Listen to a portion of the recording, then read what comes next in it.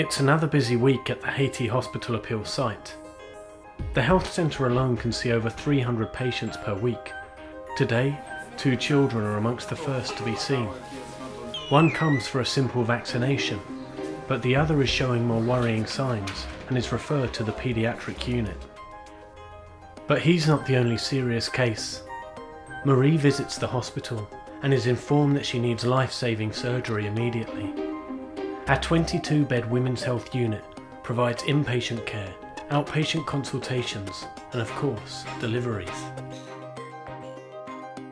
Marie's surgery isn't a one-off, and last year, 36% of our deliveries were emergency C-sections. Next door, some of those very babies are receiving specialist care in our neonatal unit. 35% of infant deaths are during the neonatal period in Haiti, so this work is critical. It's now one of the leading units in the country.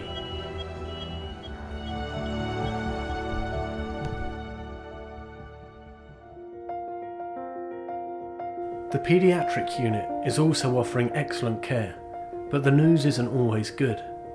Mackley, who was brought in earlier, is recovering well, but on our medical director's ward rounds, one child is a grave concern. Most likely born at home without any medical assistance, Widlin has septicemia, a life-threatening infection.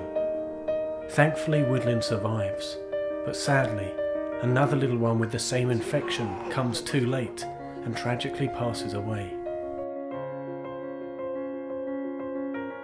75% of births still take place at home without any medical support in Haiti, and tragedies like this are no surprise for our community outreach team.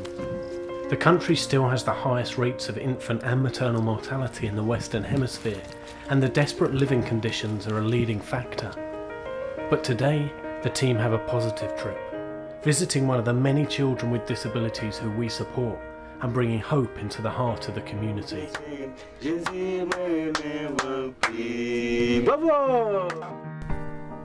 The most vulnerable disabled children in the community are referred to Maison de Benediction, our respite centre for children with disabilities. Like Esther, who was abandoned on a rubbish dump, but is now cared for by a Haiti Hospital Appeal foster family and has a bright and happy future ahead.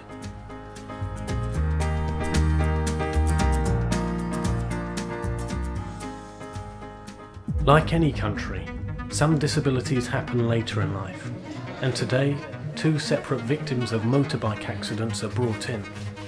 One is rushed to hospital in our ambulance service, and the other receives care in our emergency room. Fortunately, he's later discharged. However, not all accidents end up so well, and in our 20-bed National Rehabilitation Unit, we care for patients who've suffered complete or partial paralysis. In addition to medical care, patients also receive vocational training, IT lessons, numeracy and literacy, and life skills. The unit also supports outpatients, and today Jimmy is getting a new wheelchair. It's a new lease of life. Next door, our inclusive sports centre is also empowering people and challenging the stigma of disability. Jimmy can leave the hospital more confident of his future, and he's not the only one. Marie's mum is also excited, as the operation has been a success. These are just a few of the thousands of lives you've helped us to save. But in the current economical climate, we're struggling to meet all these needs. That's why more than ever, we need your help so that we can continue providing this life-saving care. Please help us today by making a donation at www.haitihospitalappeal.org or seeing how you can get involved. Thank you.